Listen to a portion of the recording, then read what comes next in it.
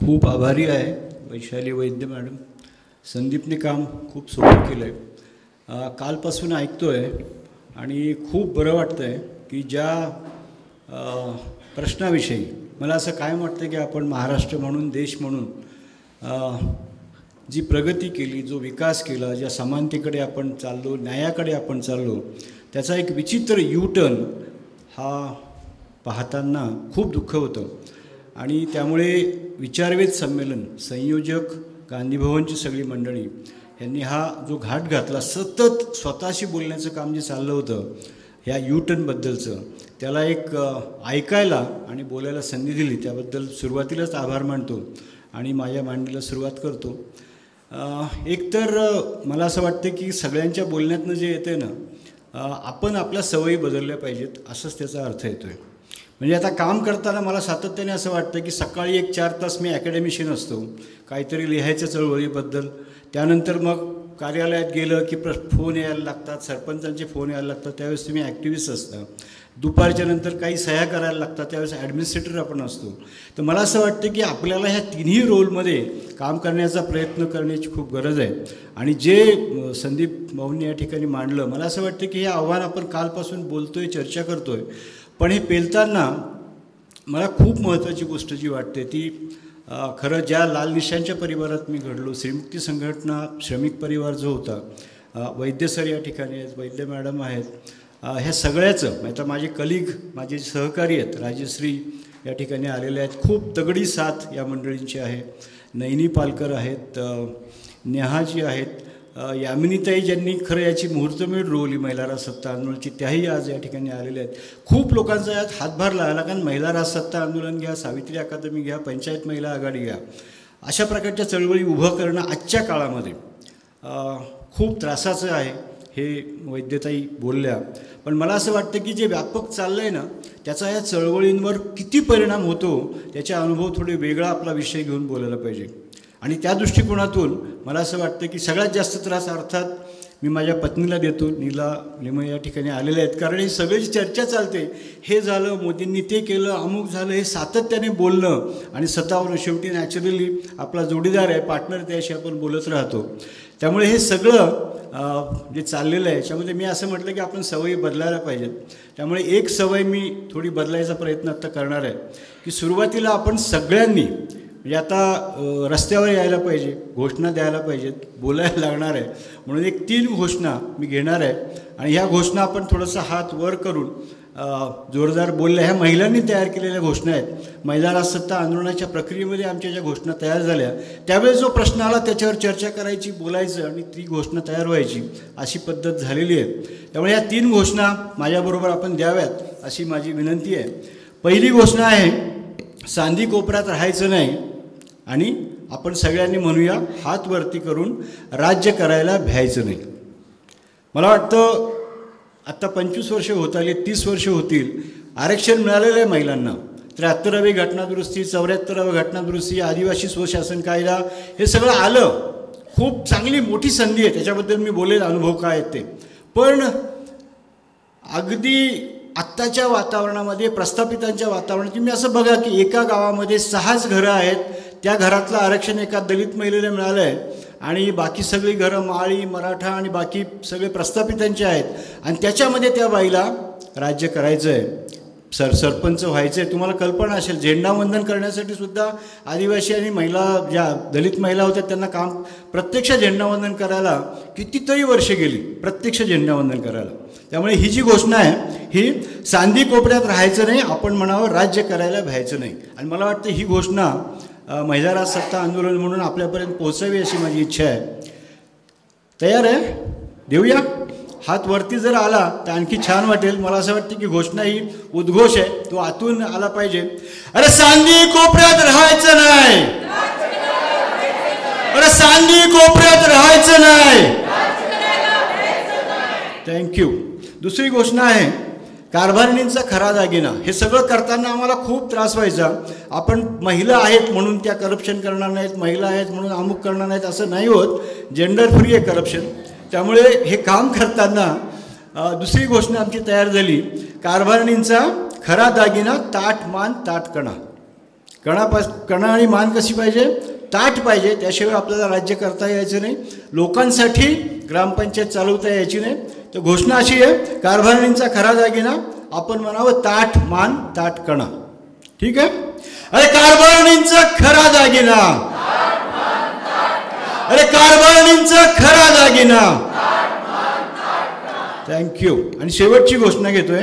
एक सातत्याने आम्ही लोकांमध्ये फिरतोय, प्रत्येक गावात एक ज्योतिबा आघाडी तयार व्हावी, महिलांना सपोर्ट करणारी युवकांची आघाडी व्हावी, असा प्रयत्न खूप करतोय. पण अजूनही ते काम करण्याची गरज आहे. आपण कालपासून ते ऐकतोय. तर घोषणा अशी आहे, सावित्री दिसे घरोघरी आणि आपण म्हणायचं ज्योतिबांचा शोध जारी. ही घोषणा बऱ्यापैकी आता सरकार पण घ्यायला लागलं, वेगवेगळ्या ठिकाणी ते जात आहे. पण ज्योतिबा म्हणजे पुरुष म्हणून आपल्याला विचार करण्याची गरज आहे की घराघरामध्ये सावित्रीचं काम होत आहे, पण ज्योतिबा परिपूर्ण होणं ह्याच्याकरता आपल्याला खूप काम करायला लागणार आहे. आणि म्हणून घोषणा अशी आहे की सावित्री दिसे घरोघरी आणि आपण म्हणायचं, कितीही अपमान म्हटला तरी पुरुषांनी म्हणावं की ज्योतिबांचा शोध जारी, तो संपेल त्या दिवशी आपण सगळ्यांनी एक उत्सव करूया. अरे सावित्री दिसे घरोघरी, ज्योतिबांचा शोध जारी, सावित्री दिसे घरोघरी. थँक्यू. मी माझ्या मांडणीला सुरुवात करतो. खरं विषय जो दिलेला आहे मला, तो विषय फार महत्त्वाचा आहे. स्थानिक स्वराज्य संस्थांमधील महिलांचं सक्षमीकरण 25-30 वर्षामध्ये कसं झालं, त्यातले अनुभव काय आहेत. महिला राजसत्ता आंदोलन म्हणून 2000 पासून सायगाटा ते चैतन्यनगर हा प्रवास अर्ध्या तासात मांडणं अवघड आहे, पण मी प्रयत्न करणार आहे. त्यातले खास खळगे दिलखुलासपणे तुमच्या समोर मांडणार आहे. एक भाग जो आहे ना, की आपल्याला काही जरी म्हटलं तरी राजमान्यता मिळाली. सुरुवातीला 33% आरक्षण मिळालं महिलांना, ते शहरामध्ये पण मिळालं, ग्रामीण भागात मिळालं, आदिवासी भागात मिळालं. आणि नंतर 50% आम्ही खूप त्याच्या बाबतीत प्रयत्न केले. बिहारने पहिल्यांदा दिलं आणि आपल्याकडे आता 23 राज्यांमध्ये आपल्या देशामध्ये 50% आरक्षण झालेलं आहे. आणि मला ती महिलांची कमाल वाटते की अशा तऱ्हेने आरक्षण मिळालेलं आहे. पण याच्यामध्ये राजमान्यता मिळाली, परंतु समाज मान्यता मिळालेली नाही, असा आमचा अनुभव आहे. म्हणजे घरामध्ये दीर, भावजय, नातेवाईक, आजूबाजूचे शेजारचे लोक, गावातले प्रस्थापित मंडळी ह्यांनी अजूनही याला मान्यता दिली अशातला भाग नाही. त्यामुळे हे चॅलेंज खूप महत्त्वाचं आहे की पुढच्या काळामध्ये हे गेले 25-30 वर्ष काम करूनसुद्धा आम्हाला अगदी मॅटाफोर वापरायचं झालं ना, की आम्ही असं डोंगर चढायला लागलो आहे आणि पहिला डोंगराचा भाग आहे ना, आम्ही जरा धावत गेलो, खूप चांगल्या तऱ्हेने आम्ही करू शकलो, एक निश्चित काही धोरणं बदलू शकलो. पण नंतर चढण लागायला लागली आणि ती चढण खूप दम खायला लावणारी आहे. त्याच्यामध्ये समाजाची साथ जितकी मिळायला पाहिजे तितकी मिळत नाही आहे. आणि त्या दृष्टीने मी असं म्हणतो आहे की या सगळ्या प्रवासामध्ये राजमान्यता मिळाली, पण समाज मान्यता अजून पुरेशी मिळालेली नाही. त्याची कारणं पण आपल्यासमोर मी मांडेल. पण एक भाग नक्की झाला आहे की हे सगळं करताना ना खूप महिला सरपंच अशा भेटल्या आहेत की ज्यांच्या कामामुळे डोळ्यात अश्रू येतील असे कित्येक मी बोलायला लागलो त्याच्यावरती तर खूप वेळ जाईल. पण एक बाई बुलढाण्याच्या जनाताई म्हणून होत्या, ज्यांनी पहिल्यांदा आम्हाला कान धरून हलवलं. त्या बाईंना एक लक्षात आलं की गावातली पाण्याची पट्टी भरलेली नाही आहे, म्हणून अख्ख्या गावामध्ये पाणी कापलं गेलं आहे आणि पाणी मिळत नाही आहे, लोक घरी यायला लागले. तर 1-2 दिवसामध्ये त्या बाईने नवऱ्याशी न बोलता सगळे घरातले स्वतःचे दागिने घेतले, गहाण ठेवले आणि पाण्याची पट्टी भरली. आणि त्यानंतर घरात काय हल्लकल्लोळ झालं तुम्हाला कल्पना आहे. पण 2 दिवसामध्ये त्या घरातलं पाणी सुरू झालं आणि त्यानंतर मग त्या बाईचा कारभार जो आहे तो वेगळ्या तऱ्हेने सुरू झाला. गावातला सपोर्ट तिला मिळायला लागला. आता एक दलित महिला सरपंच अशा तऱ्हेने स्वतःचे प्रश्न सोडवायचा जर प्रयत्न करते, मला असं वाटतं ती संवेदनशीलता या महिलांमध्ये आम्ही खूप जवळून पाहिलेली आहे. म्हणजे माझ्या गावातसुद्धा मला हे सुचतानासुद्धा हे का करावं, सगळे लोक म्हणत होते आपण महिला सत्ता आंदोलनाचं असं आरक्षण मिळालं आपण काम सुरू करावं. पण माझ्या गावात एक आमच्या गावातल्या पाटलाने ठेवलेली केसरबाई होती आणि केसरबाई त्यावेळेस एकच उमेदवार महिला घ्यायची असं ठरलं होतं. मी 3री-4थीत असेल आणि त्यावेळेस हे ठरलं आणि गावात टिंगलटवाळी पारावर सुरू झाली की कोण बाई उभे राहणार, कशी बाई राजकारणात येणार, कशी बाई पंच सरपंच होणार. आणि त्या टिंगलटवाळीमध्ये तुम्हाला माहिती आहे पूर्वी पाटील 1, 2, 3 बायका अशा असायच्या. ह्या बाईने सांगितलं मी उभे राहायला तयार आहे. आणि आमच्याच शाळेमध्ये पाण्याचा प्रश्न जो होता तो पाण्याचा प्रश्न ती बाई निवडून आल्यानंतर जो प्रश्न 6 महिने सुटला नव्हता तो 4 दिवसात प्रश्न सुटला. त्या बाईने स्वतःची टाकी घेतली, तिथे आणली आणि ग्रामपंचायतीमध्ये झगडा करून आमच्या शाळेची पाण्याची टाकी बांधली. असे किती प्रसंग सांगू, किती संवेदनशीलता जी आहे ना की जी राजकारणामध्ये असली पाहिजे असं आपल्याला सगळ्यांना वाटतं. कालपासून आपण खूप लोकांवर वेगवेगळ्या तऱ्हेने टीका करतोय, पण ही संवेदनशीलता निश्चितपणे या महिलांमध्ये 22 वर्षामध्ये आम्हाला दिसली. कित्येक पुस्तकं ह्याच्यावरती काढली, यशोगाथा काढल्या. आत्ता सुजाताताई ताकसांडे म्हणून वर्ध्याच्या मध्ये ह्याला जाऊन आल्या आणि त्यांनी तिथे रवांडाला जाऊन आल्या. रवांडा सगळ्यात असा देश की जिथे 63% खासदार महिला आहेत. आणि तिथे गेल्यानंतर आपल्या भारताच्या वतीने तिथे त्यांनी त्या युवा सगळ्या सेमिनारमध्ये भाग घेतला, आपले सगळे प्रश्न मांडले.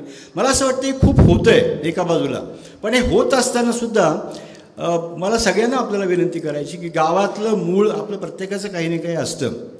तर या गावामध्ये आज माझं असं मत आहे, ग्रामपंचायत संघटना, तलाठ्यांची संघटना, ग्रामपंचायत कर्मचाऱ्यांची संघटना, ह्याच्यामध्ये कम्युनिस्ट पार्टीची मंडळी म्हणून आम्ही त्यात सहभागी आहोत. पण प्रत्यक्षात गाव कसं चालतं आहे तुम्हाला जर बघायचं असेल ना, तो खरोखर ही सगळी बॉस मंडळी आहेत, ग्रामसेवक, तलाठी. पण खरं गाव जे चालतं आहे ना आत्ता त्या 10-12 महिलांच्यामुळे चालतं आहे. ह्या 10-12 महिला कोण आहेत? एक आहे अंगणवाडी सेविका, दुसरी आहे आशा वर्कर, उमेदची कार्यकर्ती, माबीमची कार्यकर्ती, पंचायत सखी, पशुसखी, अशा सख्या आता गावात. इवन शिक्षिका, आपल्याकडे महिला पोलीस पाटील 33% आहेत, आपल्याकडे सरपंच आणि बाकी पंच ह्या 50% आहेत.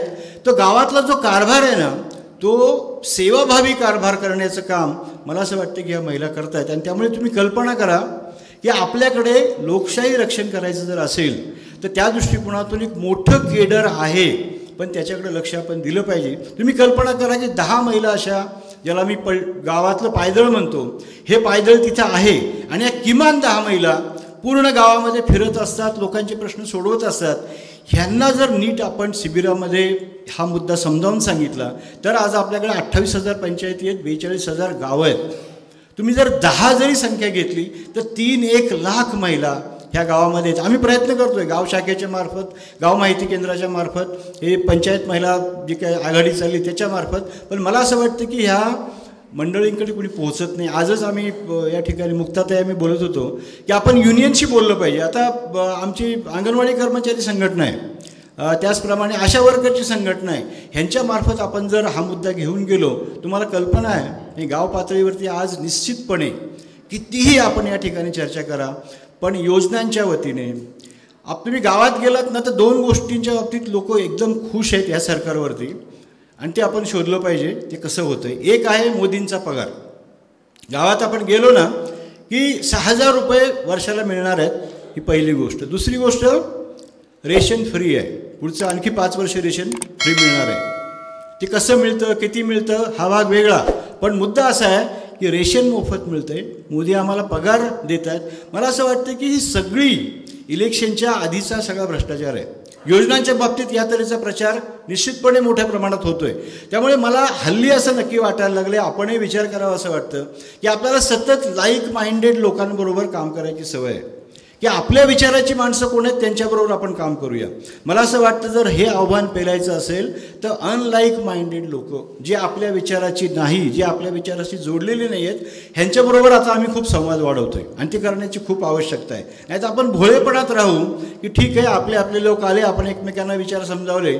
मला असं वाटतं की इथून पुढच्या काळामध्ये आपल्याला मला जे दिसतंय चित्र गाव पातळीवरती, गावात खूप फिरतो, रोज 25-30 महिलांचे फोन येत असतात, तर हे चित्र जर बदलायचं असेल गाव पातळीवरती महिला आमच्यासारखी जी काम चाललेले याच्यावरती खूप हा प्रभाव येतो आहे. द्रौपदी मुर्मू घ्या, 33%चं आत्ताचं जे गाजर दाखवलं आहे ह्याच्या विरोधात जे आवाज, द्रौपदी मुर्मूंना कसं वागवलं जातं आहे ते काही आपण जे म्हणतो कारभारींचा खरा दागिना.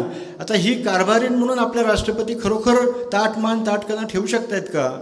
पूर्ण आदराने मी बोलतोय, पण मला असं वाटतं की खूप महत्त्वाचं आहे की पुढच्या काळामध्ये गावातली पंच जरी असली तिचाही ताटमान ताटकणा कसा राहील ते जे कोणी आता वरपर्यंत महिला येतात त्या हे करण्याची खूप गरज आहे. आणि त्या दृष्टीने मला असं वाटतं की गाव पातळीवरती सुद्धा अशा तऱ्हेने आपण कोण माणसं अशी आहेत की जी आपल्या विचाराची नाही आहेत ती आयडेंटिफाय करणं, त्यांच्याशी बोलणं हे काम करण्याची खूप आवश्यकता आहे. की तरुण मंडळी असतील, महिला असतील, आता आमच्या सगळ्या कामामध्ये पंच सरपंच हे सर्वसाधारणपणे बोलायला गेले की सरळ निघतं, ही ह्या पक्षाची ती त्या पक्षाची, आणि त्यांच्याबरोबर मग संवाद वाढवणं ही आमची जबाबदारी खूप बनते.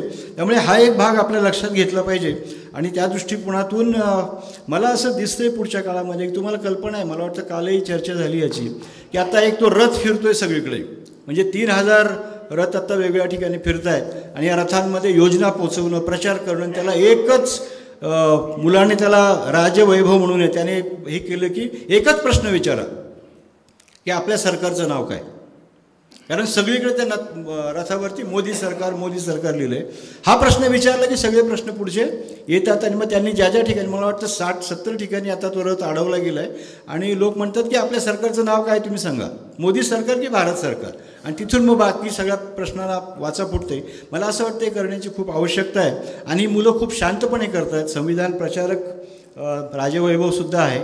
आणि मला वाटतं हे सगळं पुढे घेऊन जायचं असेल तर काय केलं पाहिजे, तर आत्ता आम्ही जो प्रयत्न करतो ना ह्याच्यामध्ये या महिला आल्यानंतर काही प्रश्न समोर आले, काही मार्गही निघायला लागले.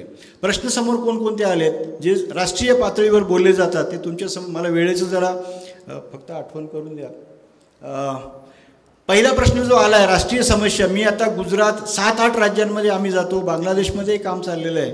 तर पहिला भाग जो येतो तो तुमच्याही मनामध्ये सातत्याने असतो. मी कुठल्याही बसमध्ये रिक्षामध्ये बसलो की पहिला प्रश्न येतो की नाही बाया काहीच काम करत नाही, तो सगळे त्यांचे नवरेच काम करतात. सरपंच पती ही राष्ट्रीय समस्या सगळेजण सगळीकडे बोलत असतात. महिलांना येऊन 25-30 वर्ष झाली, फार मोठा काळ नाही, परंतु हे सरपंचपती गाव कसं ॲक्सेप्ट करतं, कसं सहन करतं, हा पहिला भाग. दुसरा भाग, सुरुवातीच्या काळामध्ये ज्यावेळेस आपल्याकडे आरक्षण आलं 93-94 नंतर, त्या काळामध्ये माझ्या काक्या माम्या आत्या मावशा ह्या होत्या, मान्य आहे मला, आजही असतील.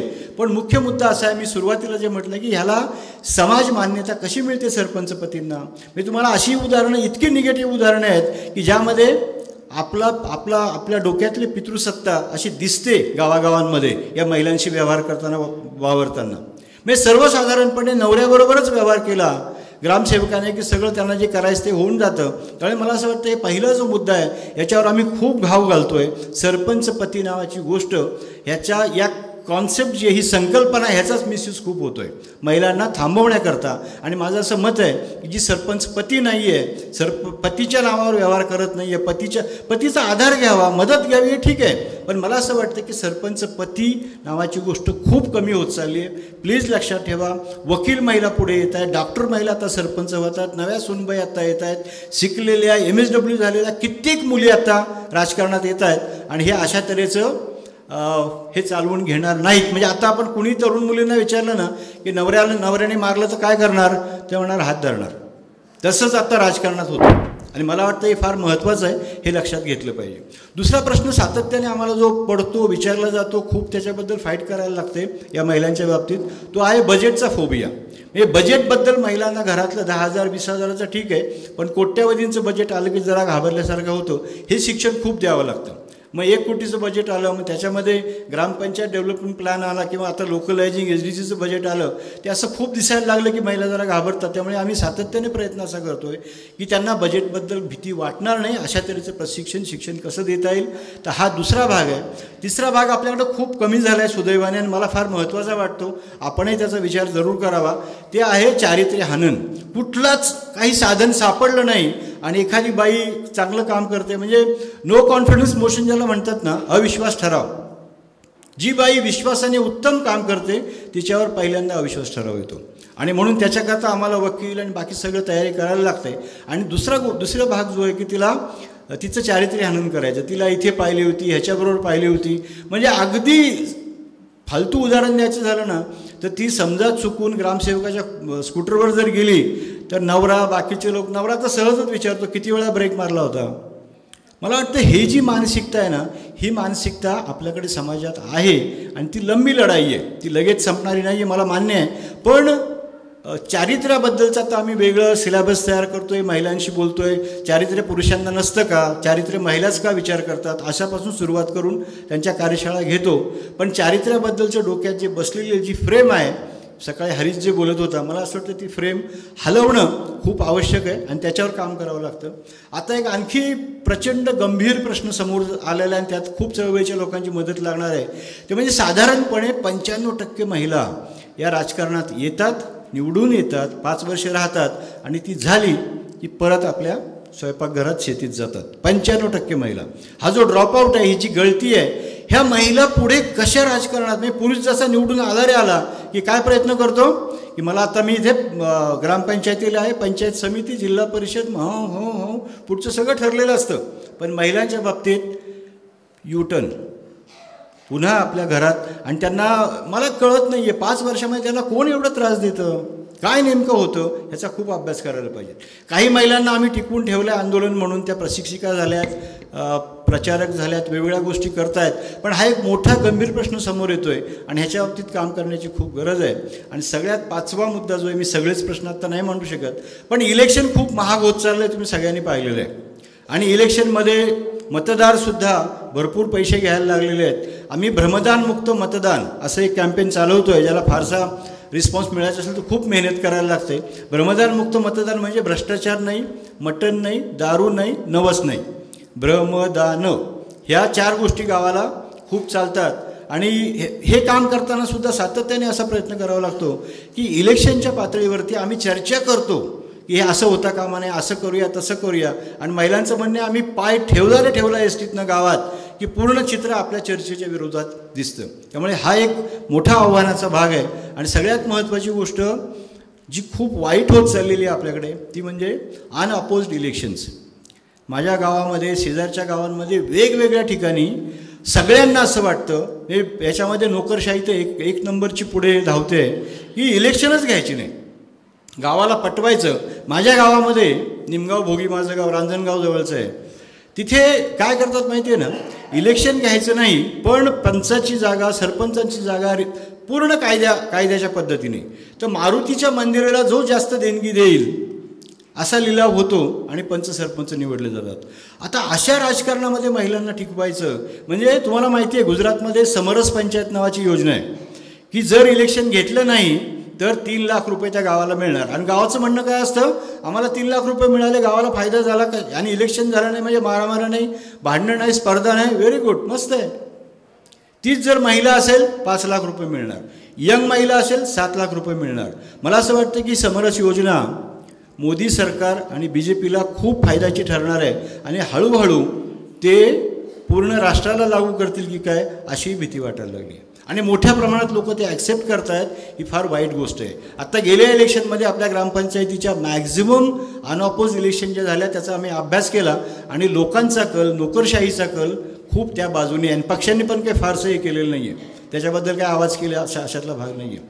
तर ह्या सगळ्या गोष्टी होत आहेत. फक्त वेळ किती आहे? ओके. पुढचा भाग असा आहे की हे सगळे प्रश्न जरी असले तरी पण गावात आम्हाला काय बदल दिसत आहेत. पहिला बदल तुम्हाला सांगतो, मी लहानपणी असताना माझी जी ग्रामपंचायत मी पाहायचो आणि आज जी ग्रामपंचायत पाहतोय, ग्रामपंचायत खूप हलती बोलती झालेली आहे. ग्रामपंचायतीचा जर दरवाजा नाही उघडला, ऑफिस नाही उघडलं तर लोक बोंबलायला लागतात. मला असं वाटतं की पहिली सगळ्यात महत्त्वाची गोष्ट झाली आहे की ग्रामपंचायतीच्या आत महिला दिसायला लागल्यात. ग्रामपंचायतीमध्ये प्रत्यक्ष येऊन लोक काम करायला लागलेत. हा पहिला भाग आहे की लोकांचा सहभाग. आपल्याकडे 4-5 प्लॅटफॉर्म आहेत गाव पातळीवरती, सगळेच फार चांगले चाललेत असा माझा दावा नाही आहे, पण हे प्लॅटफॉर्म आत्ता काम हळूहळू करायला लागलेत. आपल्याकडे वॉर्ड सभा आहेत, महिला सभा वेगळी होते, ग्रामसभा आहे, सब कमिट्यांमध्ये महिलांना 50% आरक्षण आहे आणि ग्रामपंचायत जी होते ती महिन्याला व्हायला पाहिजे.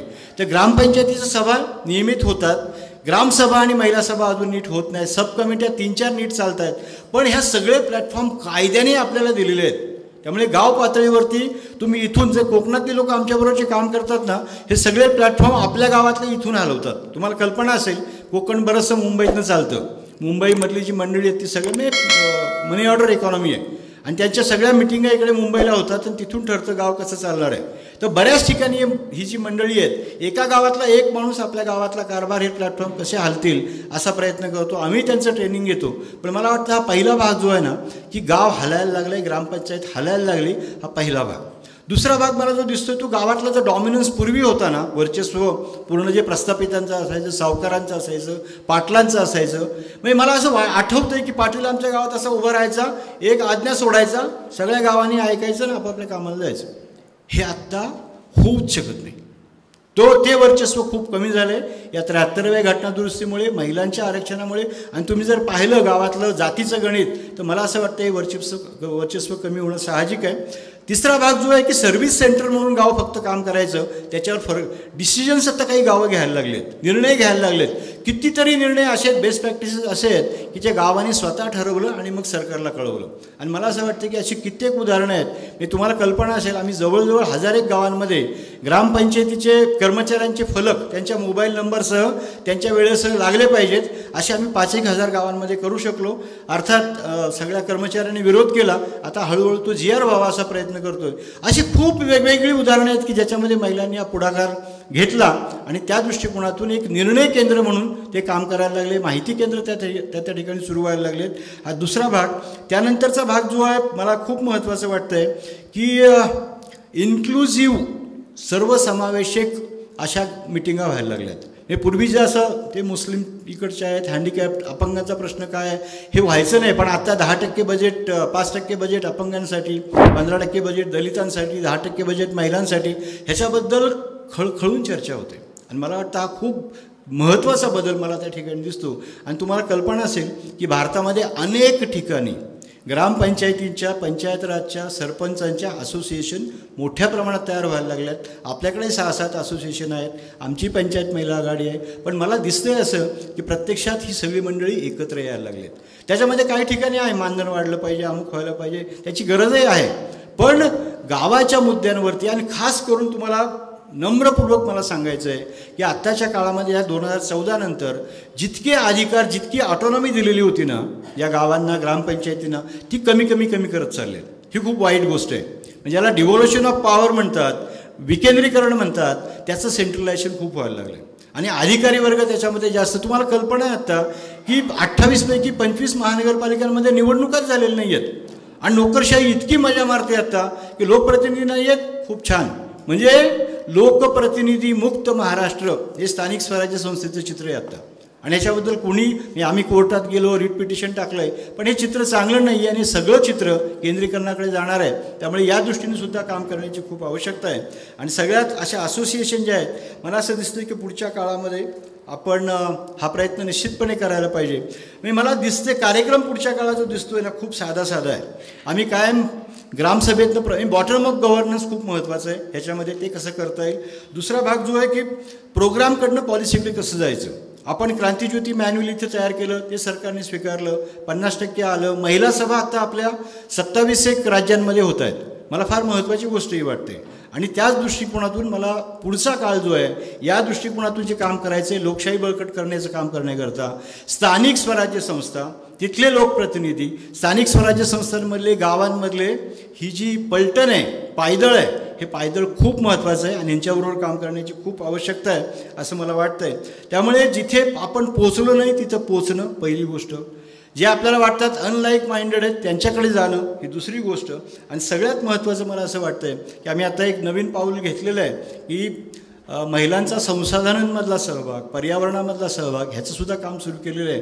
त्यामुळे आम्ही आता असा प्रयत्न करतो आहे. आज आमची मिटिंग ऑनलाईन झाली, त्यातनं एक गोष्ट मला महत्त्वाची वाटते की एक वॉर्ड पकडून तिथे उतरणं. ह्याच्याकरता जितके कार्यकर्ते तयार होतील 2024ची निवडणूक या तऱ्हेने आपण जर करू शकलो आणि ह्याच्या सूचना आहेत, मी जे म्हणतो आहे की आपल्यासमोर पायदळ आहे त्यांच्याकडे जाण्याची गरज आहे, ती जर आपण करू शकलो तर खूप चांगलं होईल. आणि आम्ही एक सातत्याने घोषणा देतो, ती मी देतो आणि इथे थांबतो. आमचं म्हणणं असं आहे की प्रत्येक गावामध्ये सरकार स्वतंत्र असावं आणि दिल्लीचे अधिकार कमी व्हायला पाहिजे. त्यामुळे ही घोषणा अशी आहे, गाव गाव में हो सरकार, आपण म्हणायचं बाटो दिल्ली के अधिकार. गांव गांव में हो सरकार, बांटो दिल्ली के अधिकार. ठीक है. अरे गांव गांव में हो सरकार, अरे गांव गांव में हो सरकार. थँक्यू. आणि मला आमच्या महिला राजसत्ता आंदोलनाची घोषणा ती देऊन मी थांबतो. त्याच्यापर्यंत आपल्याला यावं लागतं. घोषणा अशी आहे, वोट हमारा, आपण म्हणायचं राज हमारा. मला वाटतं वोटरचं राज्य येणं ही खूप महत्त्वाची गोष्ट आहे आणि त्यासाठी आपण सगळे प्रयत्न करतोय. आपण म्हणायचं राज हमारा, वोट हमारा, वोट हमारा. सगळ्यांना मनापासून धन्यवाद.